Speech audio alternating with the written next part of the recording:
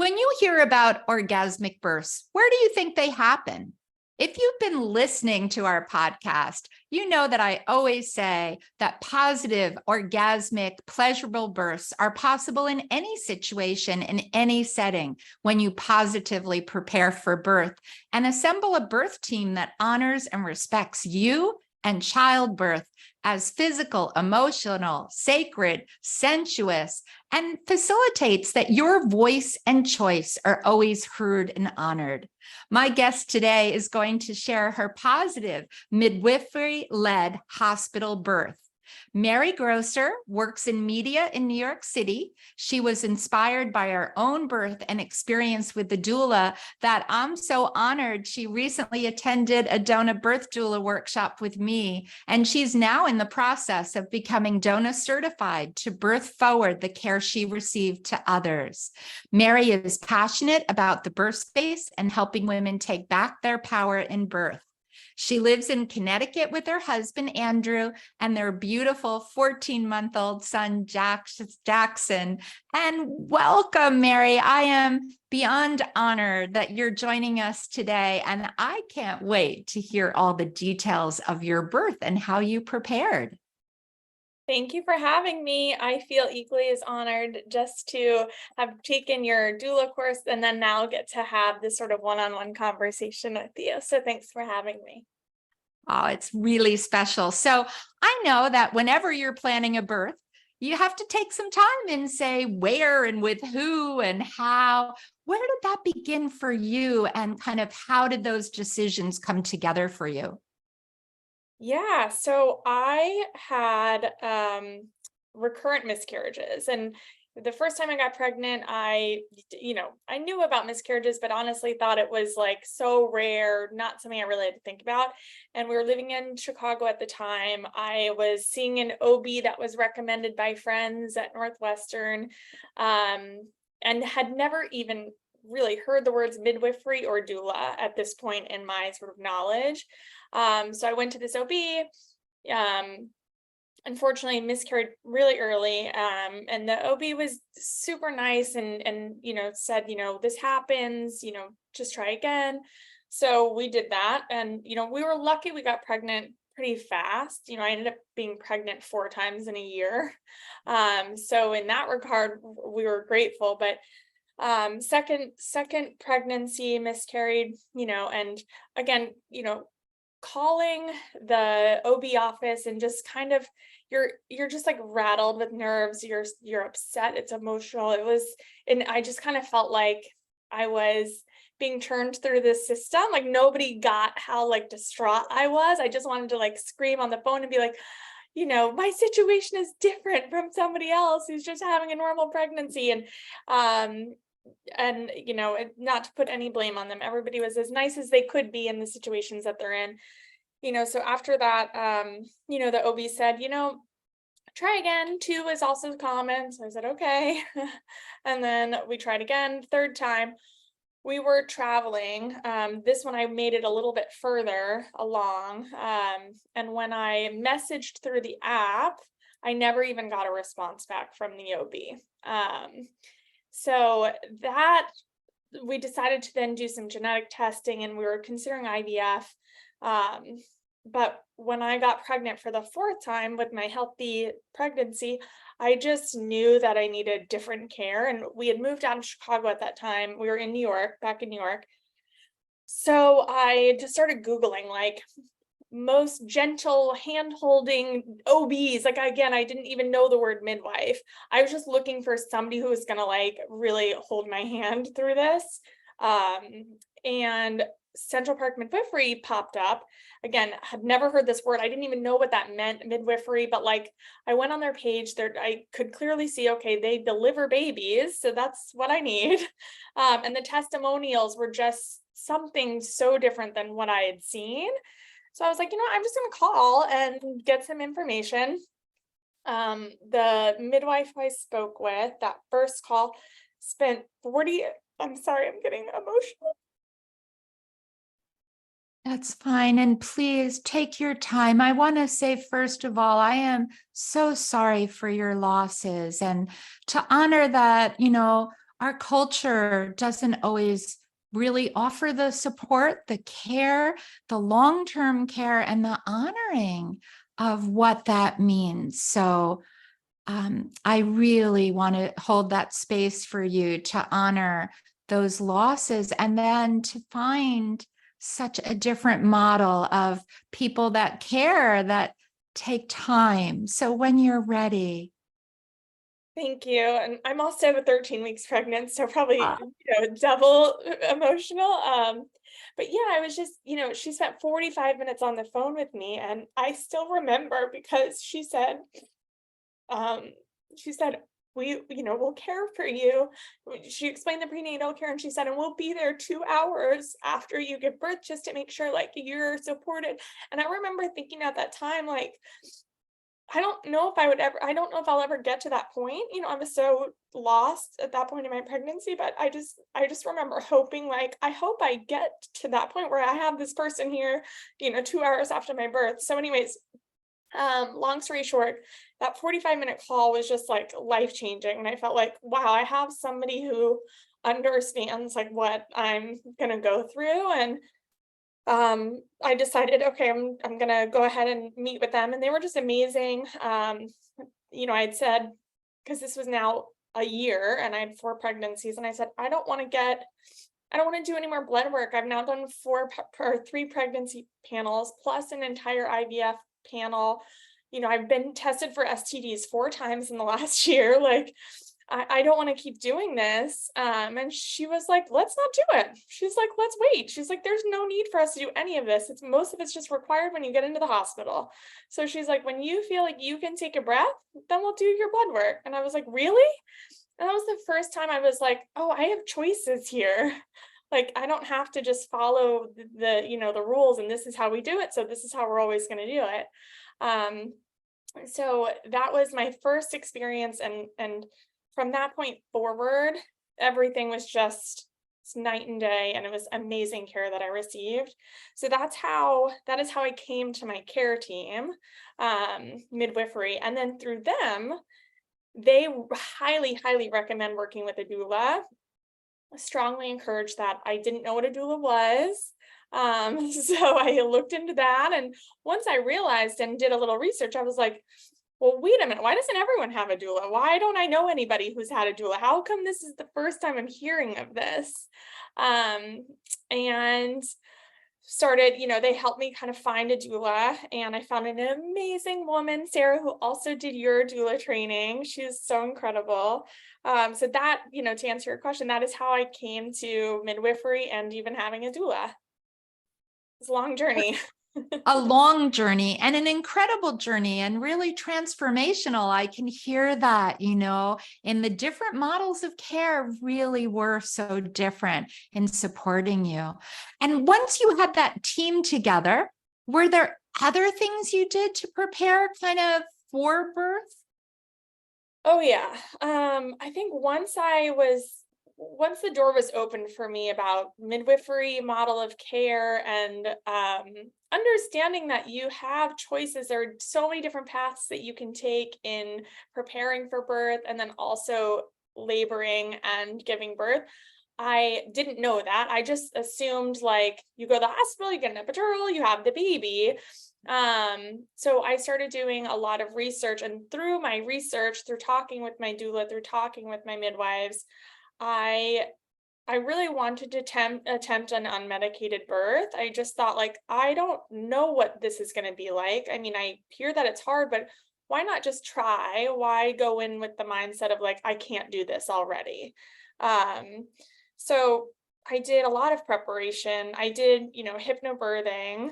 And, that I think the affirmations with hypnobirthing are what helped a lot, even just not even during labor. I didn't end up using it, but just keeping that positive headspace. And like, I remember saying one, like, my however my birth unfolds, like, I will be okay with, or something. And I was saying that every single day. And I think that really prepared me for the fact that like it might not go the way that I planned, and that's okay. And so there is something to like repeating those affirmations all the time. I did a lot of physical preparation too. I followed something called the Body Ready method. If you're familiar, so she's an exercise physiologist and also a doula, so she understands really the body and also birth. I think that helped tremendously with sort of getting my body prepared, getting the baby in a good position. I sat on my exercise ball for months before my due date, months. Like I was never not on this ball. I really tried to like sit backwards in chairs, not lounge on the couch, like all of the things that you read about, I really put into practice and months before labor. Wow, fantastic. And I have to say, I agree with you. I think all those positive mindsets, right? Going in more with I can rather than I can't, right? Or so afraid of it. So, how beautiful. And the body readiness, just incredible, right? That preparation for kind of, you did body mind, right? Like really putting Yeah. everything in line.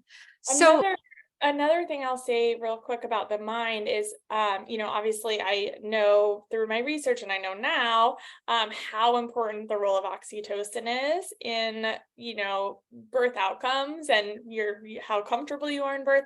So I made a choice not to watch any sort of intense TV or movies or read like thriller books, nothing. I really, for months before, I really tried to only consume. I stopped watching the news. Like I really just tried to consume happy things, things that made me feel good. oh, I love that. That's a beautiful tip, Merri, because, I had shared with you, I've worked around the world with different people, and there are cultures that have traditions that pregnant women should not be around anything negative. Like it's a cultural belief to protect them with only good things. And like you instituted that in a beautiful way. So now kind of take us forward. You're really prepared. You're getting ready for labor. What were those kind of last days of waiting? And then how did labor begin and how did it go? Sure. So one of the exercises that I think was so helpful that my doula did with me, Sarah, is that she did this exercise where you lay out all these index cards and it's all the choices that you might have to make during birth. And she basically said, like, pick your perfect birth. And I did that. And I'm looking at it like, oh, this is going to be amazing. And then she was like, okay, now I'm going to take away some of these because there are things that are just going to happen that are out of your control. And so, for every, there was like essentially like a good side of the card and a bad side of a card. And so she would flip over and she said, if I flip over 3, then you have to flip over 3. And it really put into perspective, like, okay, there are things that are going to be out of my control and I'm going to have to deal with it. So that exercise really helped me mentally prepare for it doesn't matter how much work I've put in to have the birth that I want. Like there's so much sort of luck involved. As my midwife said, she's like, it's a lot of preparation and a little bit of luck. And I truly feel that way. So I had a great, pregnancy. I was, working out. I felt so good all the way. I never got to the point of like, get this baby out of me. I felt so, so good all the way up to the end. And at my, I was always concerned about my amniotic fluid being low because I wanted to avoid induction more than anything else.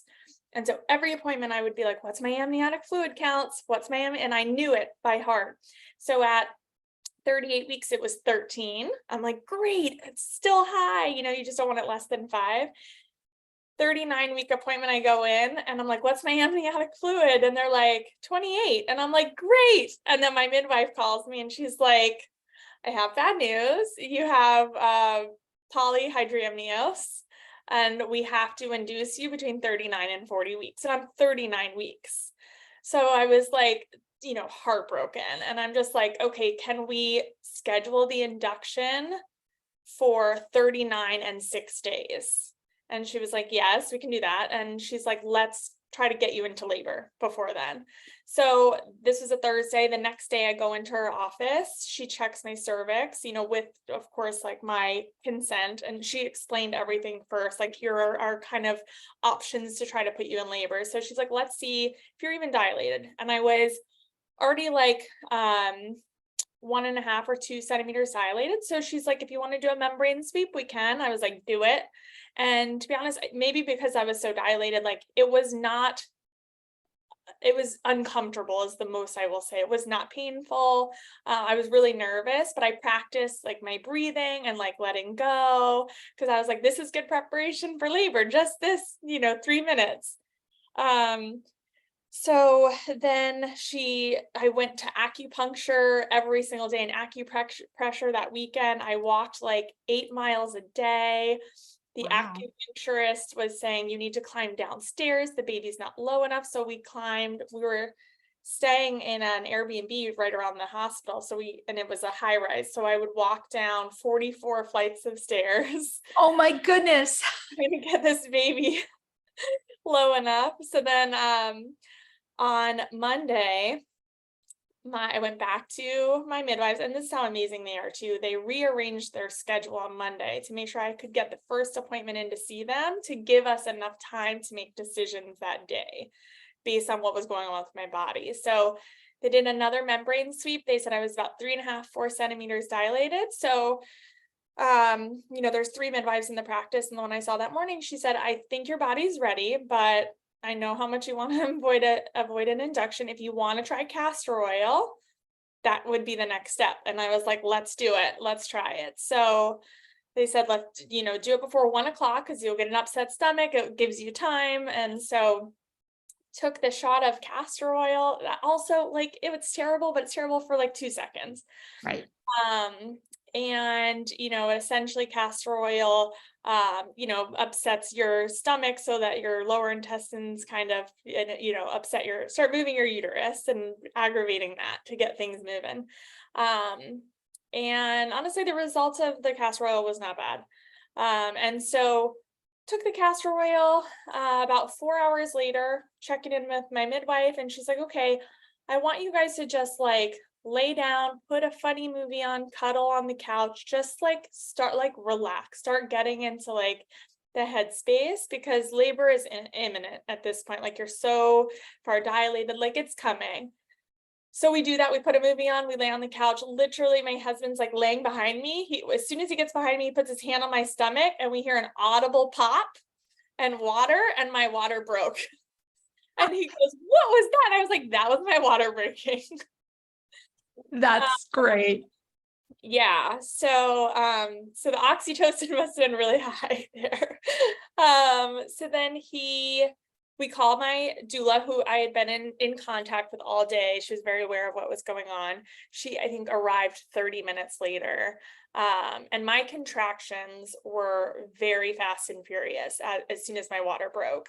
I'm so mad because like I didn't do like my hair or makeup, because everything I had seen in movies, and not movies, like YouTube videos, listening to other, birth podcasts, is that, you have contractions and you have all this time in the world. So you like cook and people do their hair and they're just for distractions.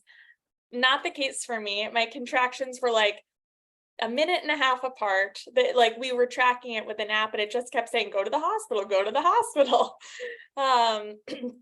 So my doula came over, and I needed her pretty quickly after my water broke, and we had the TENS machine on. She was doing counter pressure and she was doing acupressure, and I labored at home for about 4 hours. Now we were, like I said, at an Airbnb, and we're on the 44th floor. We're at the very back of this really long hallway.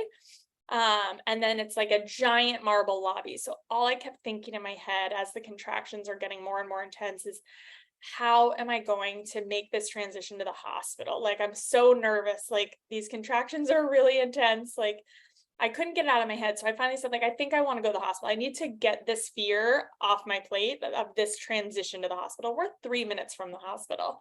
And I'm worried about the Uber driver and getting his car messy, like all of these things. So my midwife called to hear my contraction, and she's like, you have plenty of time still. If you want to stay there, you're not ready. And I said, I think I want to go. I just need to get this part over with so I can get back in that like focused space.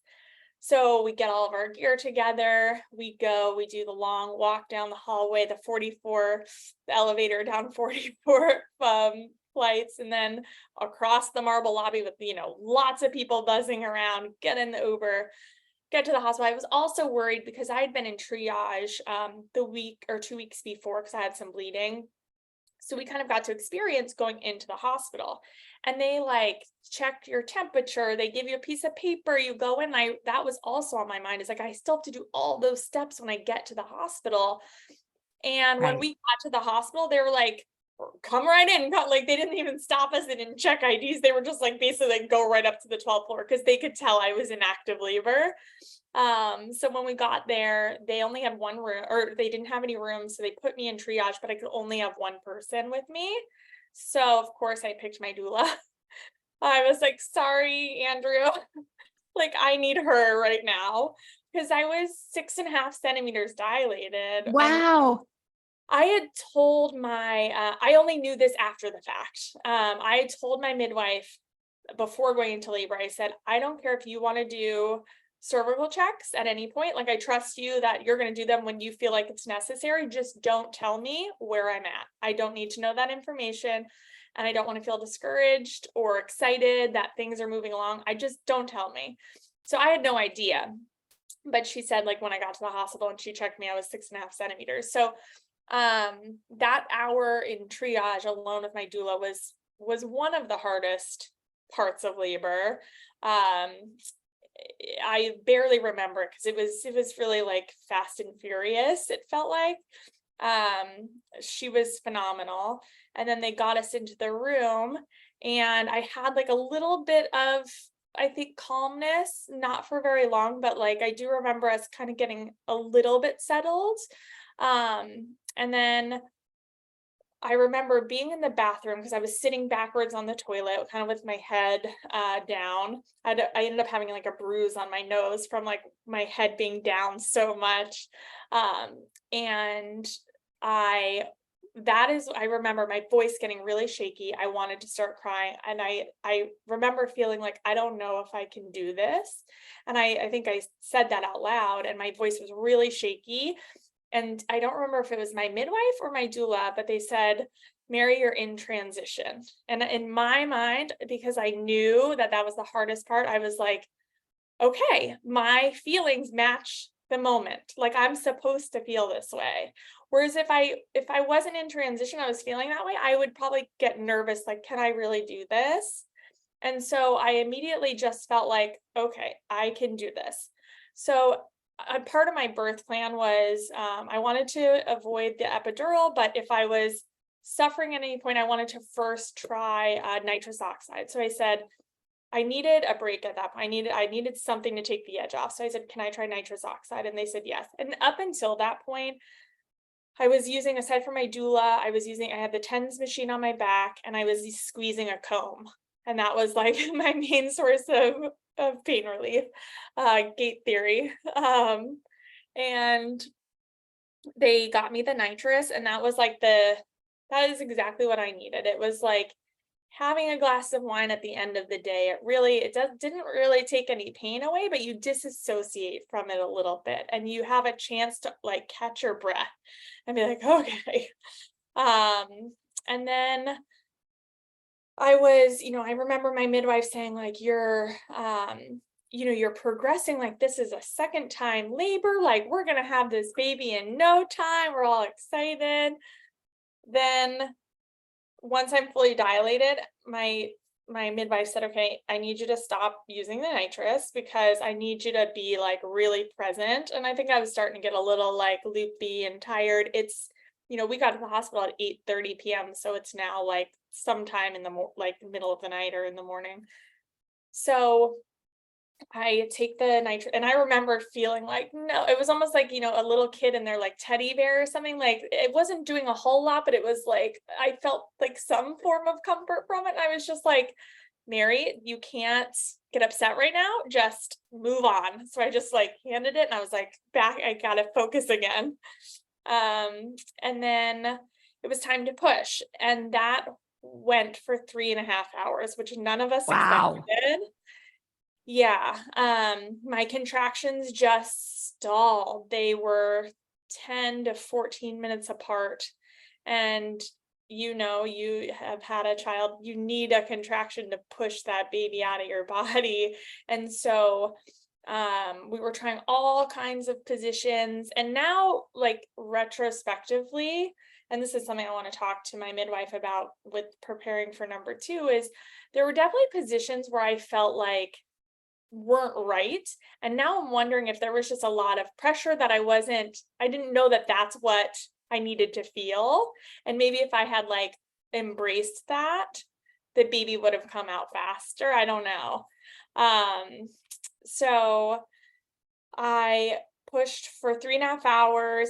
At 3 hours, my midwife said, Merri, you're doing fine. And the baby's heart rate is solid. She's like, but if you want to speed this up, we can give you Pitocin. And I was like, hell no, I made it this far.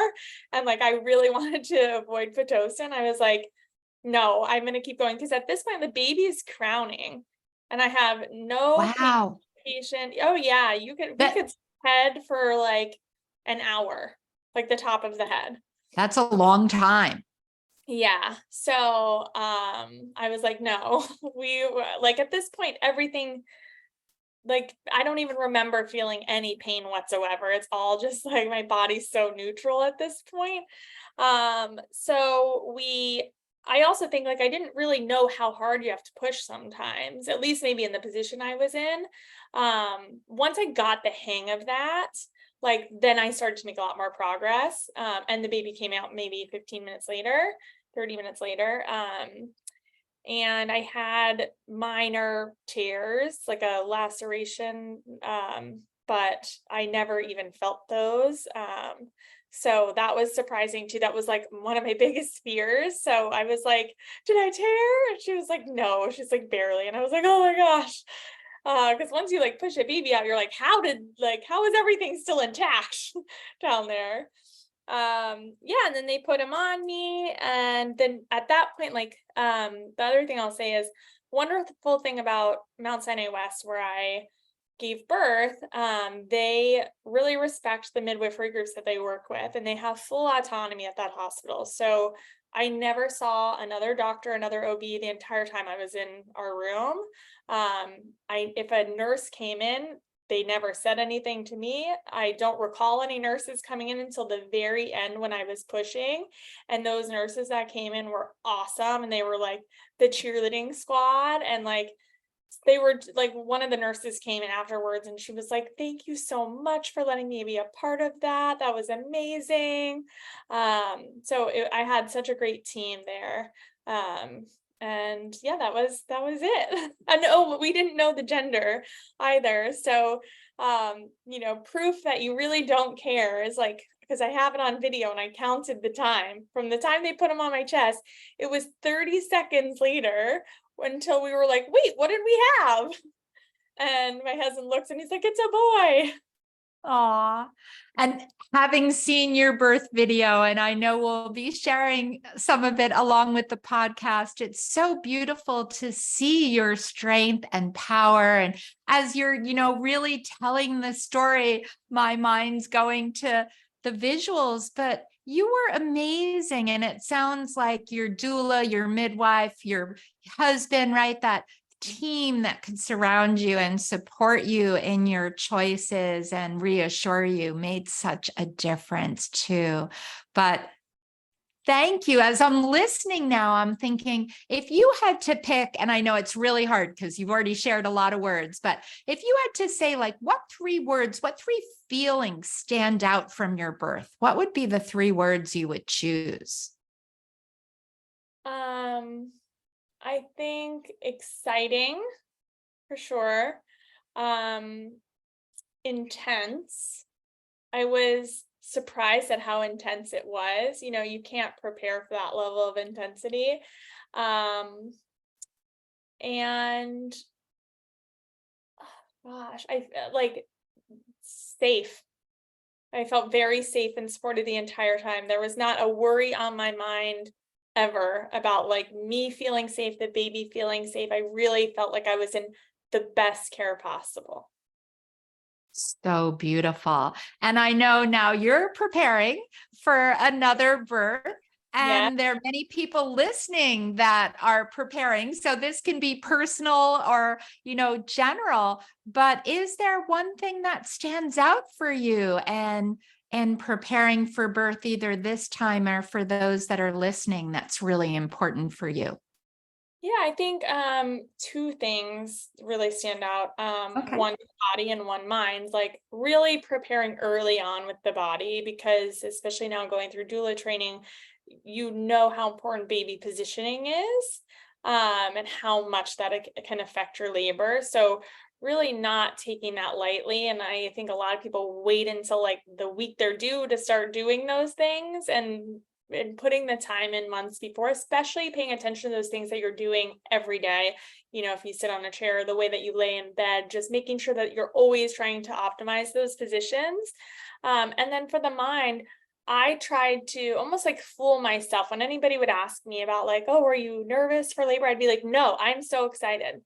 And it's like, kind of fake it till you make it. And so I genuinely went into labor like, I am so excited to see what this experience is going to like.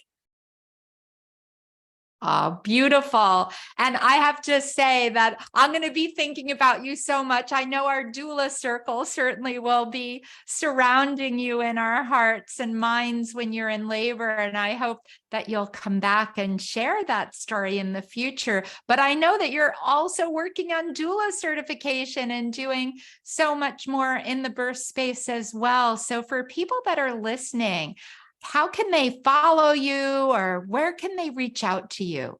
Sure. Instagram's probably the easiest. My Instagram handle is Merri, not Mary. So I spell my name Merri, not Mary. So that's why it's Merri, not Mary. So it's pretty easy to find me because there isn't another handle like that. Yeah, I mean, in terms of my doula goals, I went into that training just wanting to sort of like spread the word to all of the moms that I know and come across with of you have options, there's information that can help you, and just like do yourself a favor and learn a little bit more. Don't go into it so blindly. Yeah, great advice. Thank you so much for joining us today and sharing your journey. You've really kind of what I often say, transformed that pain to power and purpose, and really prepared and had such an incredible birth. And I love those words, of intense, but safe and excited. So wishing you another beautiful journey. Thank Whatever birth asks of us, right? Each labor Right. is unique, each birth is unique, each child is unique. But thank you. And for everyone listening, thank you for joining us today. We always love it to hear from you. So please share your comments, your feedback. It means a lot to us. And we hope you'll join us for our next episode of the Orgasmic Birth Podcast. Bye. Bye.